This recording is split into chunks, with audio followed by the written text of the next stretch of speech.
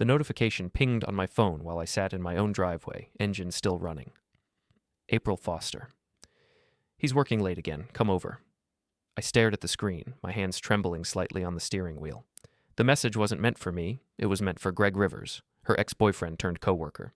But thanks to our shared iCloud backup that April had forgotten about, I saw everything in real time. My name is Nate Foster, and I'm a 40-year-old tech consultant who just discovered his wife of 16 years was cheating. The irony wasn't lost on me. She thought I was working late while I was literally sitting 20 feet from our front door. I'd suspected something for weeks. The late nights, the mysterious client showings, the way she'd started dressing differently, little things that gnawed at me like a persistent itch. The lipstick-stained coffee cup I found in the garage last month. Not her shade. The deleted security footage from our smart home system, the way she'd suddenly become protective of her phone, but seeing those words, knowing Greg was probably already on his way over, something cold and calculating settled in my chest. I wasn't angry. Not yet. I was focused. I pulled up the smart home app on my phone. The motion sensors showed April moving around the living room. The doorbell camera would alert me when Greg arrived. I had maybe 10 minutes to prepare. First, I called my lawyer, David Chen. He answered on the second ring. Nate, it's pretty late for a consultation? David, I need those separation papers we discussed last month. Can you email them tonight? Jesus, what happened? She's cheating. I have proof. I need to move fast. How fast? I'm about to walk in on them. There was a pause. Don't do anything stupid, Nate. Document everything, but don't get physical. I won't. Just send the papers. Next, I opened my banking app. 3 days ago, I'd quietly moved half our joint savings into a separate account, perfectly legal since it was marital property. Tonight, I froze our joint credit cards. The car April drove was leased in my name only. The house was in both names, but I had leverage she didn't know about yet. My phone buzzed with another message from April's thread. Hurry, he'll be home in an hour. Greg's response, on my way, beautiful. Can't wait to taste you again. My stomach turned, but my resolve hardened. I screenshotted everything, then forwarded the entire conversation to my personal email. April might delete these messages, but I had backups of backups. The doorbell camera caught Greg's BMW pulling into our driveway. He parked behind my car, probably assuming it belonged to a neighbor. Through the camera, I watched him check his appearance in the side mirror, fix his hair, grab a bottle of wine from the passenger seat. This was it. I got out of my car, my footsteps deliberate on the concrete. Greg was already at the front door, using the spare key April had obviously given him. He didn't see me approaching from behind until I cleared my throat. Evening, Greg. He spun around, wine bottle nearly slipping from his hands. Nate, April said you were working late. I was, in the driveway, for the past 20 minutes. His face went pale in the porch light. Look, man, this isn't what it looks like. Save it. I walked past him and opened the front door. After you. The living room told the story perfectly. 2 wine glasses on the coffee table, candles lit, April's heels kicked off by the couch. She emerged from the kitchen wearing a red dress I'd never seen before, her face lighting up when she saw the door opening. Greg, I was just... She stopped mid-sentence when she saw me behind him. The silence stretched for what felt like an eternity. April's face cycled through surprise, guilt, defiance, and finally calculation. Greg just stood there holding his wine like an idiot. I looked at both of them calmly, my voice steady. Pack, you have 1 hour. Nate, please, let me explain. April started. Explain what? That you've been screwing your coworker in our house while I work 60-hour weeks to pay for it? Greg found his voice. Look, Nate, we didn't mean for this to happen. I held up my phone, showing the text thread. You didn't mean to plan it? You didn't mean to coordinate your schedules? You didn't mean to use the spare key I paid for? April's eyes widened as she recognized her own messages. How did you? Shared iCloud backup, sweetheart. You forgot about that when you started your affair 3 months ago. 3 months? Greg looked at April. You said this was new. I laughed bitterly. Oh, Greg, you have so much to learn about my wife. Show him the messages from July, April. The ones where you called him your escape plan. April's face crumpled. Those were just words. I was confused, going through a rough patch. A rough patch that included detailed descriptions of what you wanted to do to him in our bed. Greg set the wine bottle down heavily. I think I should go. No. I stepped between him and the door. You're not leaving until my lawyer gets here. You're both witnesses now. Witnesses to what? April demanded. To your own words. I walked to our Alexa device and said, Play recording from September 15th. April's voice filled the room, crystal clear. God, I can't wait until Nate's gone for that conference next month. We can have the whole weekend together. I'm so tired of pretending to love him. The color drained from her face. You've been recording us? Voice-activated recording when motion is detected after midnight. Basic home security. You triggered it every time you brought him here.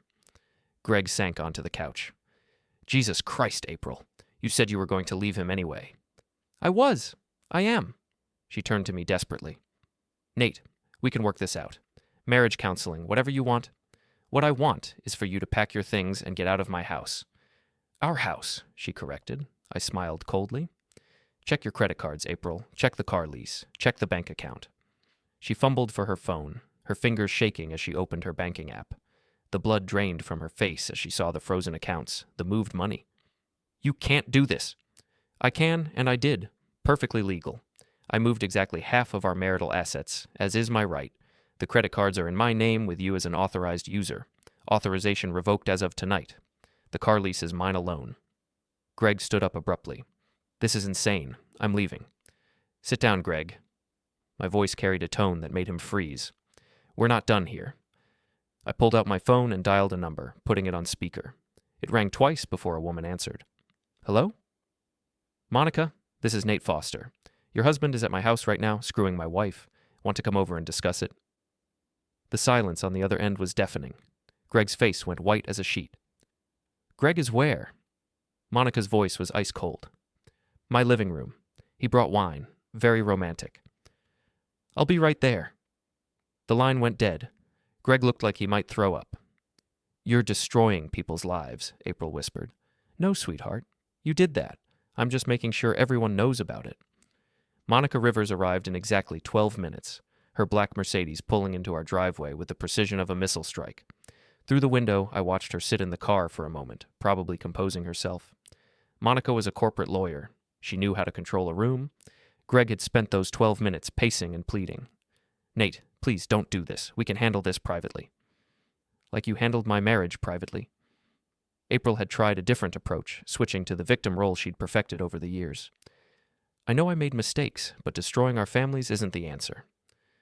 Our family was destroyed the moment you gave him a key to our house. The doorbell rang. I opened it to find Monica Rivers in a perfectly tailored business suit, her blonde hair pulled back severely, her expression unreadable. Monica, thanks for coming. Please, come in. She walked past me with the measured steps of someone who'd cross-examined hostile witnesses for a living. Her eyes swept the scene, the wine glasses, the candles, her husband cowering on the couch, April in her red dress. Hello, darling, she said to Greg, her voice dripping with false sweetness. Working late, were you? Monica, I can explain. Oh, I'm sure you can. You always have such creative explanations. She turned to me. Mr. Foster, I assume you have documentation? I handed her my phone with the text thread open. She scrolled through it methodically, her expression never changing. When she finished, she handed it back and walked over to Greg. Stand up. Monica, please. Stand up. Greg rose slowly. Monica looked at him for a long moment, then slapped him across the face with a crack that echoed through the room. 15 years of marriage, Gregory. 15 years. She turned to April. And you? I remember you from the Christmas party. You seemed so sweet, so devoted to your husband. April opened her mouth to speak, but Monica held up a hand. Don't. Whatever you're about to say will only make this worse for you. Monica pulled out her phone and started typing rapidly. I'm texting my divorce attorney. She's going to love this case. Adultery with documented evidence. She'll take you for everything you're worth, Gregory. Monica, wait. Wait for what? For you to humiliate me further? For you to bring more shame on our children? She turned back to me. Mr. Foster, I assume you'll be filing for divorce as well? Already in progress. Good. My attorney will be in touch. We should coordinate our cases. The room fell silent except for the ticking of our grandfather clock. Then my phone buzzed with a text from an unknown number. Is it true about April and Greg? Lisa wants to know. I showed the message to April. Looks like word is getting out. Who is that?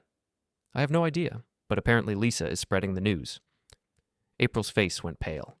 Lisa was her best friend and the biggest gossip in our social circle. If Lisa knew, everyone would know by morning. You told Lisa? April's voice was barely a whisper. I didn't have to. You did, apparently. Check your phone. April frantically scrolled through her messages. Her face crumpled as she found what she was looking for. "Oh God, I butt-dialed her during one of our conversations. She heard everything," Greg groaned. "This keeps getting worse." "It's about to get much worse," I said, opening my laptop. "April, you might want to check your work email." "What did you do?" "I forwarded your text conversation to HR. Turns out having an affair with your direct supervisor violates company policy. Who knew?" April's hands shook as she logged into her email on her phone. The automated response from HR was already there. "This matter will be investigated immediately. Please report to Human Resources first thing Monday morning." "You're trying to destroy my career." "I'm documenting your choices. There's a difference." Monica watched this exchange with professional interest. Workplace harassment lawsuit potential. This gets better and better. Greg finally found his backbone. "Enough. This is insane. We made a mistake, but you're both acting like psychopaths." I walked over to him slowly.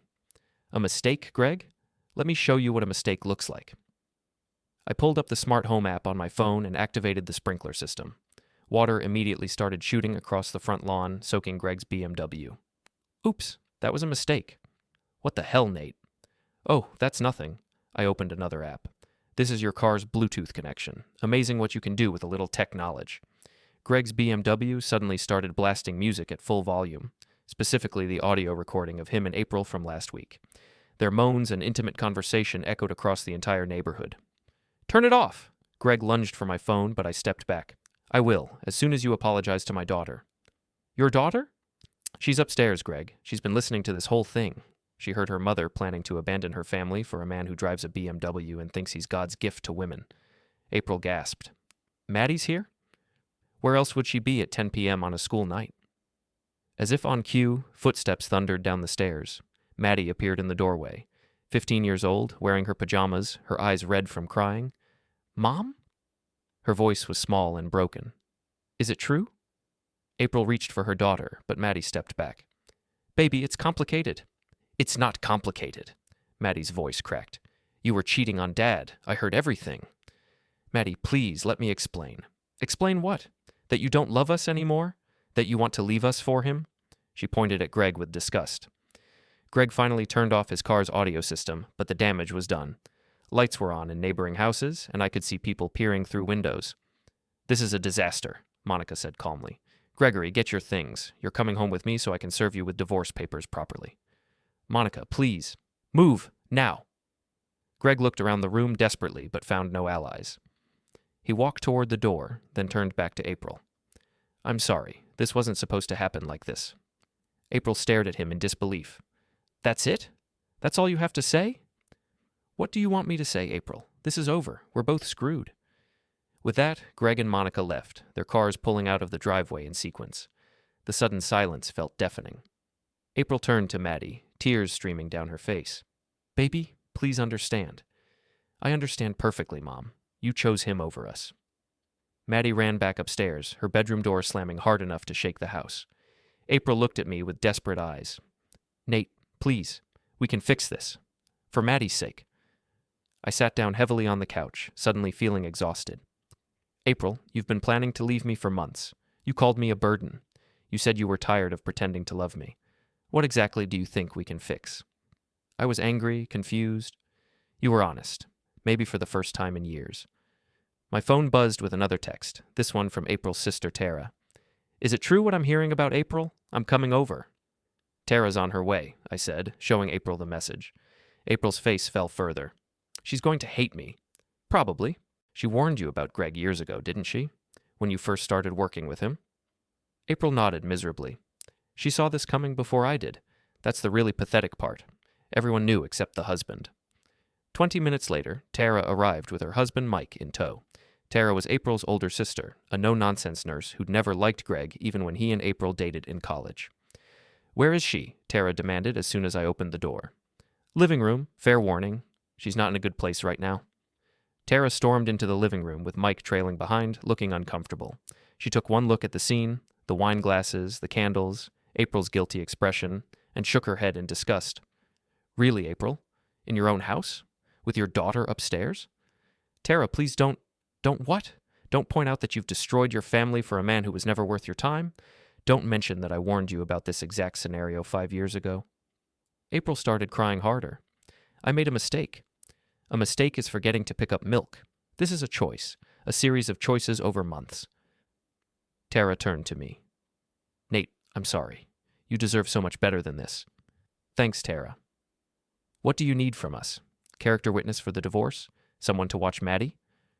Actually, there is something. I pulled out my phone and showed her the HR email. April's probably going to lose her job. She'll need somewhere to stay. Tara read the email, then looked at her sister with disappointment. You had an affair with your boss? Jesus, April, how stupid can you be? He's not my boss, he's my coworker. He's your team leader, which makes him your supervisor. It's the same thing legally. Mike spoke for the first time, his voice tired. I deal with HR issues at my company. This is a fireable offense, especially with documented evidence. April sank onto the couch. I'm going to lose everything. You already lost everything, Tara said coldly. The question is whether you're going to take responsibility or keep making excuses. I can't go back to Mom and Dad's. They'll disown me. They might anyway, once they find out. Tara looked at me. Have you told them yet? That's April's job, not mine. I can't tell them. Not yet. Then I will, Tara said. They deserve to know why their grandchild is going through a divorce. April looked up sharply. You wouldn't. Watch me. I'm tired of covering for your mistakes, April. I did it in high school, I did it in college, and I'm not doing it anymore. The room fell silent again. Finally, Mike cleared his throat. April, you can stay with us for a few days while you figure things out. But just a few days. Thank you, April whispered. Don't thank me. I'm doing it for Maddie, not for you. As Tara and Mike prepared to leave with April, I pulled Tara aside. There's something else you should know. This is probably going to be all over social media by tomorrow. Lisa heard one of their conversations, and she's been texting everyone. Tara groaned. Of course she has. Lisa never could keep her mouth shut. I'm sorry your family has to go through this. No, Nate, I'm sorry you have to go through this. You're a good man, and April threw it away for nothing. After they left, I sat alone in my living room, staring at the wine glasses Greg had brought. Tomorrow would bring new challenges, lawyers, custody arrangements, dividing assets. But tonight, for the first time in months, I felt like I could breathe.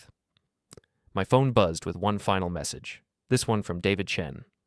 Separation papers filed. You did good tonight. Get some sleep. I looked up at the ceiling, knowing Maddie was up there probably crying herself to sleep, and made a promise.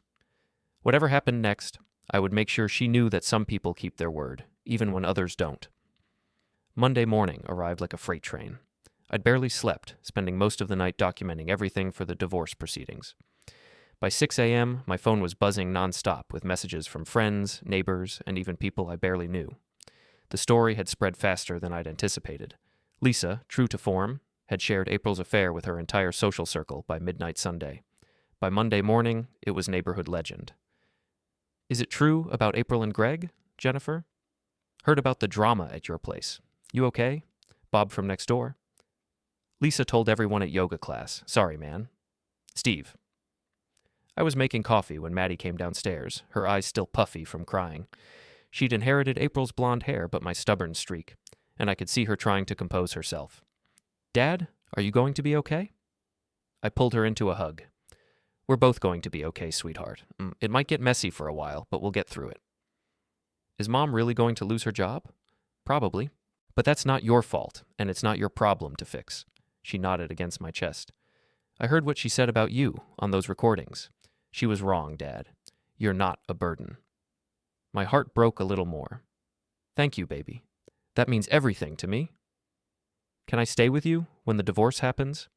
That's up to the courts, but I'm going to fight for you, I promise.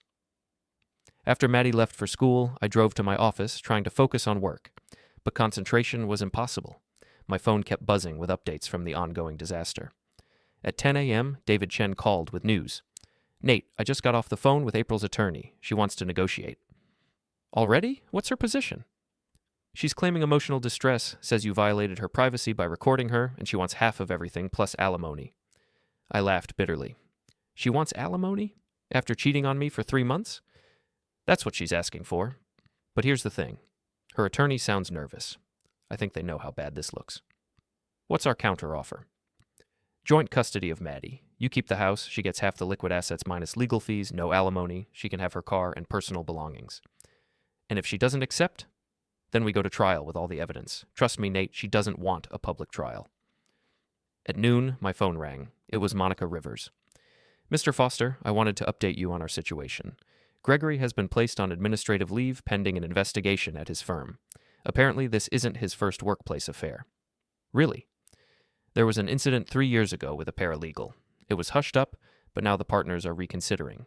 They don't like the liability exposure. What about your divorce? Moving forward aggressively, I've frozen all our accounts, and I'm seeking full custody of our children. Gregory's behavior shows a pattern of poor judgment that makes him unsuitable as a primary parent. I was impressed by Monica's efficiency. She was handling this like a military operation. There's something else, she continued. I've been in contact with April's HR department. They're treating this very seriously. The investigation should conclude by Wednesday. That fast? When you have documented evidence of policy violations, these things move quickly, especially when the company wants to avoid a lawsuit. After lunch, I received a call I wasn't expecting. It was Lisa, April's former best friend. Nate, it's Lisa. I wanted to apologize. For what? For not telling you sooner. I've known about Greg for weeks. I should have said something. Why didn't you? Because April begged me not to. She said she was going to end it, that it was just a phase. I believed her. Lisa paused. I was wrong. She was never going to leave him. How do you know? Because she called me this morning, crying, asking me to lie for her. She wanted me to tell people that you were abusive, that she was afraid of you. My blood ran cold. What did you say?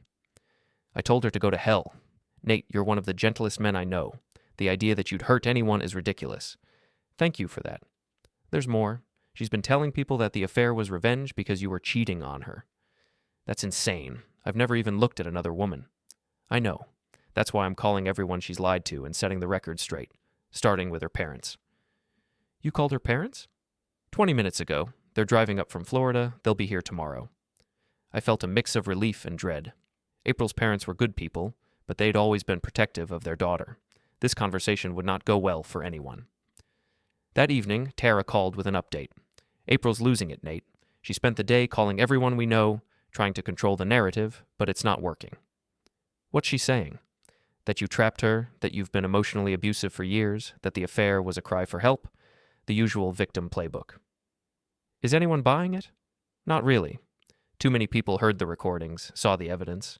Plus, Lisa's been very vocal about what really happened. How's Maddie handling it? She's angry at her mother. Really angry. April tried to call her this afternoon, and Maddie hung up on her. I don't want Maddie to hate her mother forever. That's April's problem to solve, not yours. Right now, Maddie needs to know that at least one parent is stable and trustworthy. Tuesday brought new developments. April's HR investigation concluded with her termination, effective immediately. She was escorted from the building and banned from company property. Greg fared even worse. His law firm's investigation revealed 2 previous affairs with subordinates, plus several client complaints about inappropriate behavior. He was fired and reported to the State Bar Association. But the real drama started when April's parents arrived. Robert and Helen Morrison were in their 70s, married for 50 years, and deeply religious. They'd raised April with strong values about marriage and family. Learning about her affair devastated them. I agreed to meet them at Tara's house, neutral territory where we could talk without April present. Nate, we're so sorry, Helen said, tears in her eyes. We raised her better than this. I know you did. April made her own choices. Robert was less emotional but equally disappointed. We want you to know that we don't support what she did. Marriage is sacred. She broke that trust. What happens now? Helen asked. We're getting divorced. I'm hoping for joint custody of Maddie. We'll testify for you if needed, Robert said firmly. Maddie needs stability, and you've always provided that. Helen nodded. April can come home to Florida with us if she wants, but she needs to face the consequences of her actions. Have you talked to her yet? This morning, she's still making excuses, blaming everyone but herself. Robert shook his head sadly. We didn't raise her to be like this. That evening, April called me directly for the first time since Sunday night. Nate, please, we need to talk. Talk to my lawyer. This is about Maddie. She won't take my calls. Can you blame her? I'm her mother. Then act like it. Take responsibility for what you've done. I made a mistake. Stop calling it a mistake. You planned this for months. You gave him a key to our house. You talked about leaving me for him. That's not a mistake. That's a betrayal. April was quiet for a moment. What do you want from me? I want you to sign the divorce papers, agree to joint custody, and let us move on with our lives. And if I don't, then we go to trial, and every detail of your affair becomes public record. Every text message, every recording, every lie you've told. Is that really what you want? Another long pause. I need time to think. You have until Friday. After that, we file for trial. Wednesday brought the final piece of the puzzle. Monica Rivers called with news that made everything click into place. Nate, you need to hear this. I've been going through Gregory's finances for the divorce, and I found something interesting. What? He's been planning to leave me for months. He opened a separate bank account, started moving money, even put a deposit down on an apartment. This wasn't a spontaneous affair. It was an exit strategy. For both of them? It looks that way. I found emails between them talking about starting fresh and leaving the past behind. They were planning to run away together. The betrayal cut even deeper. It wasn't just about sex or romance. They'd been planning to abandon their families entirely. There's more, Monica continued. The apartment deposit was made 4 months ago. They've been planning this since summer. 4 months ago, April had suggested we take a family vacation. She'd seemed more affectionate, more attentive. Now I realized it was guilt, not love. What are you going to do with this information? Use it to destroy Gregory in court. And I thought you should know for your own proceedings.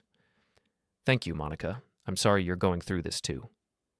We're both better off without them, Nate. Trust me on that. That night I sat down with Maddie and told her everything, age-appropriately but honestly. She deserved to know the truth. So Mom was going to leave us both? It looks that way. For him? Yes. Maddie was quiet for a long time. Finally, she looked up at me with tears in her eyes. I'm glad you found out, Dad. I'm glad you stopped her. Me too, sweetheart. Me too. She crawled into my lap then, small arms wrapping around my neck, and cried the way only an 11-year-old can, fiercely, completely, trusting that her father would hold the pieces together. I held her until the sobs quieted, stroking her hair the way I had when she was a toddler afraid of thunderstorms. I still love Mom, she whispered against my shoulder. I know, and that's okay. Love doesn't disappear just because someone makes bad choices. Will I still see her? Yes. We'll figure out what's best for you, I promise. Thursday morning, April's attorney called David Chen with a settlement offer. April would accept joint custody, no alimony, and a 50-50 split of assets. In exchange, we wouldn't pursue a public trial. She's scared, David told me over the phone. Her parents cut off financial support, she lost her job, and Greg's not in a position to help her. She needs this to end quietly. What's your recommendation? Take the deal. You get what you want, joint custody, fair division, and Maddie doesn't have to testify. No drawn-out battle, no more public humiliation for either of you. I thought about Maddie's tears the night before, about how she still loved her mother despite everything. I thought about the years we'd all spent building this family, and how much more damage a prolonged court fight would do. Done. Friday afternoon, April signed the divorce papers at David's office. We didn't speak beyond the necessary legal acknowledgments. She looked tired, defeated, older somehow, shadows under her eyes, shoulders hunched like she carried the weight of every choice she'd made. When the notary stamped the final page, she looked up at me once, just once, and something flickered in her expression. Regret, maybe, or simple exhaustion. As we left the building separately, she called out to me in the parking lot. Nate? I turned around. I'm sorry. For all of it. I looked at her for a long moment. This woman I'd loved for 16 years, who'd shared my bed, raised our daughter, built a life with me, then thrown it away for a fantasy that had already crumbled. I know you are, April, but sorry doesn't fix what you broke. I walked away and didn't look back. The drive home was quiet. No radio, no podcasts, just the sound of rain tapping the windshield and my own breathing. When I pulled into the driveway, Maddie was waiting on the porch steps, raincoat hood up, arms wrapped around her knees. She signed? She asked as I got out of the car. She did. Maddie nodded slowly. Is it over? The legal part, yes, the rest. We'll figure out together. She stood up and hugged me hard, rain soaking through my jacket. I'm glad you're staying, Dad. I'm not going anywhere. Inside, we made hot chocolate and sat at the kitchen table. Maddie talked about school, about her science project on solar systems, about how Emma's new puppy kept chewing everything. Normal things, safe things. I listened, letting her voice fill the spaces April's absence had left. Later, after Maddie went to bed, I opened my laptop and found the folder labeled Evidence. I didn't need it anymore. The case was settled, the papers signed, but I opened it anyway. Photos, screenshots, timelines, receipts, a meticulous record of betrayal. I stared at the images for a long time, April laughing with Gregory at that rooftop bar. The two of them walking hand in hand down a street I didn't recognize. Her face in profile, looking at him the way she used to look at me. I closed the folder and moved it to the trash. Then I emptied the trash. Some things you keep as proof, some things you let go so you can breathe again. The next morning, Maddie and I made pancakes, her favorite, with chocolate chips. She talked nonstop about a school play coming up, about how she wanted to be the narrator because she liked speaking in front of people. I listened, nodding, asking questions, feeling something loosen in my chest. After breakfast, she looked at me seriously. "Dad? Yeah? Are you going to be okay?" I thought about the question. Really thought about it. The house felt different without April's things in the closets, without her perfume lingering in the air, but it also felt possible, manageable, mine and Maddie's. "I think so," I said. "It'll take time, but we'll be okay." She nodded, like that was the right answer. Me too. That afternoon, I took her to the park, the same one where April and I used to push her on the swings when she was little. Maddie ran ahead to the slide, laughing when the rain puddles splashed her boots. I watched her, heart full and aching at the same time. My phone buzzed, a text from April. "Can I see Maddie this weekend? I miss her." I stared at the message for a long time. Part of me wanted to say no, to make her feel even a fraction of the pain she'd caused. But Maddie's voice echoed in my head. "I still love Mom." I typed back, "Yes, Saturday at 10, at the park on Maple. 2 hours. I'll be there too." Her reply came quickly. "Thank you, Nate." I slipped the phone into my pocket and watched my daughter climb the jungle gym. Fearless, laughing, alive. We'd survive this. We'd build something new. Not the same, but something real. Something honest. And maybe someday, April would find her way back to being the mother Maddie needed. Not the woman she'd become, but the one she could still choose to be. For now, though, it was just Maddie and me. Rain in our hair, puddles under our feet, and the slow, steady work of starting over. 3 weeks after the divorce papers were signed, I thought the worst was behind us. Maddie was adjusting to the new custody arrangement, spending weekdays with me and weekends with April at Tara's house. April had found a job at a smaller real estate agency, taking a significant pay cut, but grateful to be employed at all. I should have known it wouldn't end that quietly. The trouble started on a Thursday evening when Maddie came home from school, visibly upset. "Dad, we need to talk." I set down my laptop and gave her my full attention. "What's wrong?" "Some kids at school are saying things about Mom, about the divorce." My heart sank. "What kind of things?" "That she's well, they're using words I don't want to repeat. And they're saying you recorded her having sex and played it for everyone." I closed my eyes. The story had gotten distorted as it spread, becoming more salacious with each retelling. "That's not what happened, Maddie." "I know that, but they don't. And now some of their parents are saying you're creepy, that you violated Mom's privacy." "Who's saying this?" "The Hendersons, the Patels, some others. They think you went too far." The Hendersons and Patels were former friends, couples we'd socialized with for years. The idea that they were turning this around on me was infuriating. What exactly are they saying? That Mom made a mistake, but you humiliated her on purpose. That you could have handled it privately but chose to destroy her reputation instead. I felt my anger building. And what do you think? I think they don't know what really happened. I think they're choosing sides without knowing all the facts. You're right, and I think it's time they learned the truth. That weekend, I decided to host a neighborhood barbecue. I sent invitations to everyone in our social circle, including the people who'd been spreading rumors. Most accepted, probably out of curiosity more than friendship. Saturday afternoon, my backyard filled with neighbors and former friends. The atmosphere was tense, with people clustering in small groups and speaking in hushed tones. I could feel their judgment, their sideways glances. April wasn't invited, but around 4 p.m. she showed up anyway. "Nate, we need to talk." "Not here, not now." "Yes, here, yes now. You're poisoning people against me." The conversations around us gradually stopped as people realized April had arrived. The backyard fell silent except for the sound of burgers sizzling on the grill. "I'm not poisoning anyone, April, and I'm just not covering for you anymore. You humiliated me. You destroyed my life. You destroyed your own life. I just documented it. Tom Henderson, a longtime friend, stepped forward. Nate, maybe you should hear her out. We've all made mistakes. I turned to face Tom, feeling years of frustration boiling over. Mistakes, Tom? Let me tell you about mistakes. I pulled out my phone and connected it to the Bluetooth speaker I'd set up for the party. April says I humiliated her. Let me show you what humiliation actually looks like. Nate, don't. April's voice was panicked. This is a text message April sent to Greg 3 weeks before I caught them. I pressed play, and my phone's text-to-speech function read the message aloud. I can't wait to be done with this charade. Nate is so pathetic, thinking I actually love him. Once we're together, I'll never have to pretend again. The crowd was dead silent. April's face went white. Here's another one, from 2 weeks before that. Another message played. I feel sorry for Maddie, having Nate as a role model. At least when we leave, she'll see what a real man looks like. Several people gasped. I saw Tom Henderson's wife cover her mouth in shock. But wait, there's more. I played a third message. I've been faking it for so long, I forgot what real passion feels like. Thank God for you, Greg. You saved me from a lifetime of mediocrity. The silence stretched for what felt like an eternity. Then Sarah Patel spoke up. April, is this true? Did you really say these things? April's composure cracked completely. You don't understand. I was unhappy. I felt trapped. So you planned to abandon your daughter?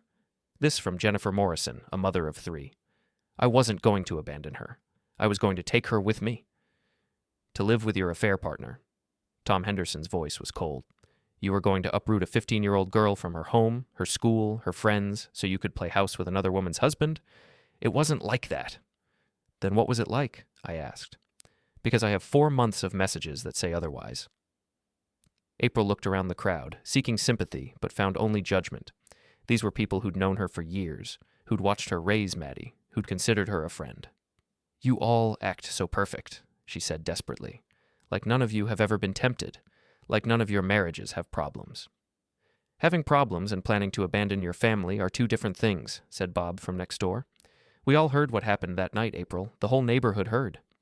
Because he set me up. He knew Greg was coming over, and he orchestrated the whole thing. I was sitting in my own driveway, I said calmly. In my own car, outside my own house. You texted your lover to come over while I was 20 feet away. How exactly did I set you up? April had no answer for that. She looked around the group one more time, then turned back to me with venom in her eyes. You think you've won? You think destroying me makes you the hero of this story? I think taking responsibility for your actions makes you an adult, something you've never learned how to do. I hate you, she whispered. No, April, you hate yourself, and you should. She turned and walked toward the gate, but stopped when she saw Maddie standing there. My daughter had arrived home from her friend's house just in time to witness the confrontation. Maddie, baby, please understand. I understand perfectly, Mom. Maddie's voice was steady, but I could see the pain in her eyes. You were going to take me away from Dad, away from my friends, away from everything I know, so you could be with Greg. I was trying to give us a better life. You were trying to give yourself a better life. There's a difference. April reached for her daughter, but Maddie stepped back. Don't touch me. I don't want to see you right now. Maddie, please. Go home, Mom. Just go home. April looked at her daughter, then at me, then at the crowd of former friends watching her public meltdown. Without another word, she walked out of the backyard and out of our lives. The barbecue ended quickly after that. People made polite excuses and left, but not before several of them apologized to me. We didn't know the whole story, Tom Henderson said. We thought maybe you'd overreacted, but now you know better. Yeah, I'm sorry, Nate, for doubting you. Sarah Patel was more direct. That woman is poison. You and Maddie are better off without her. After everyone left, Maddie and I sat on the back porch, watching the sunset. Are you okay? I asked. I think so. It hurts, knowing what she really thought about us. But at least now I know the truth. I'm sorry you had to hear all that. I needed to hear it. I needed to stop making excuses for her. We sat in comfortable silence for a while. Then Maddie spoke again. Dad, are you going to be okay? Like really okay? I put my arm around her. You know what? For the first time in months, I think I am. Good, because I need you to be okay. We're a team now. We always were a team, sweetheart. I just forgot that for a while. That night, after Maddie went to bed, I sat in my living room and finally allowed myself to feel everything I'd been holding back. The anger, the hurt, the betrayal, the relief, all of it washed over me at once. My phone buzzed with a text from Monica Rivers. Saw April at the grocery store today. She looked terrible. How are you holding up? I typed back, better than expected. How about you? Same. Greg moved back in with his mother. Apparently his new girlfriend dumped him when she found out about the affair. Karma's a bitch. Yes, it is. Want to grab coffee sometime? As friends, I mean. I think we could both use someone who understands what we've been through. I stared at the message for a long time. Monica was an attractive, intelligent woman who'd been betrayed just like I had. 6 months ago, the idea of dating would have been unthinkable. Now, I'd like that. How about Tuesday? It's a date. Well, not a date. You know what I mean. I know exactly what you mean. I set down my phone and looked around my living room. The wine glasses were gone, the candles thrown away, the evidence of April's betrayal erased. What remained was a house that finally felt like a home again. 3 months later, I ran into Greg at the grocery store. He looked like hell, unshaven, wrinkled clothes, the cocky confidence completely gone. Nate, he said nervously. How are you? I'm great, Greg. How are you? I've been better. Look, I wanted to apologize. Don't. We're past that now. I know, but I need to say it. What we did was wrong. I was selfish and stupid, and I hurt a lot of people. I studied his face, looking for signs of manipulation or self-pity. Instead, I saw genuine remorse. Apology accepted, but it doesn't change anything. I know, I wanted you to know that I regret everything. Good. You should. I started to walk away, then turned back. Greg, next time you want to destroy someone's family, make sure they're not smarter than you are. He nodded miserably. There won't be a next time. I learned my lesson. I hope so, for everyone's sake. As I walked away, I felt a sense of closure I hadn't expected. The anger was gone, replaced by something better, indifference. Greg and April were no longer my problem. 6 months after the divorce was finalized, Maddie and I moved to a new house across town. Fresh start, clean slate. April had visitation rights, but she rarely used them. She'd moved back to Florida with her parents, apparently too ashamed to stay in town. The last time I saw her was at Maddie's 16th birthday party. April flew up for the weekend, looking older and sadder than I remembered. She tried to make small talk, but the conversation was stilted and awkward. You look good, Nate. Happy. I am happy. I'm glad. You deserve to be. So do you, April. I hope you find whatever it is you're looking for. She nodded, tears in her eyes. I'm sorry for everything. I know it doesn't matter now, but I need you to know that I'm sorry.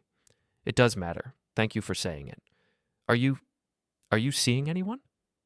I glanced across the yard where Monica was helping Maddie with the birthday cake. We'd been dating for 4 months now, taking things slow, building something real. Yes, I am. Is she good to you? She's very good to me, and more importantly, she's good to Maddie. April followed my gaze and saw Monica. She's beautiful. She's also honest, loyal, and trustworthy, qualities I've learned to value.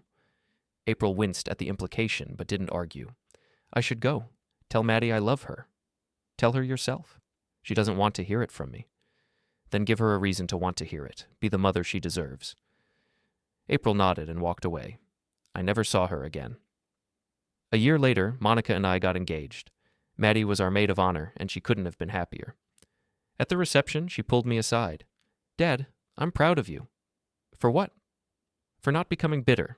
For not letting what Mom did turn you into someone angry and mean. I had moments. But you didn't stay there. You chose to be better. I had good motivation, I said, hugging her. I had you to think about. And now you have Monica too. And now I have Monica too. As I danced with my new wife, surrounded by friends and family who actually cared about us, I thought about the journey that had brought us here. The betrayal, the pain, the anger, all of it had led to this moment. April had been right about one thing. I did deserve to be happy. I just had to stop letting her define what that happiness looked like. The best revenge, I realized, wasn't destroying her life. It was building a better one without her.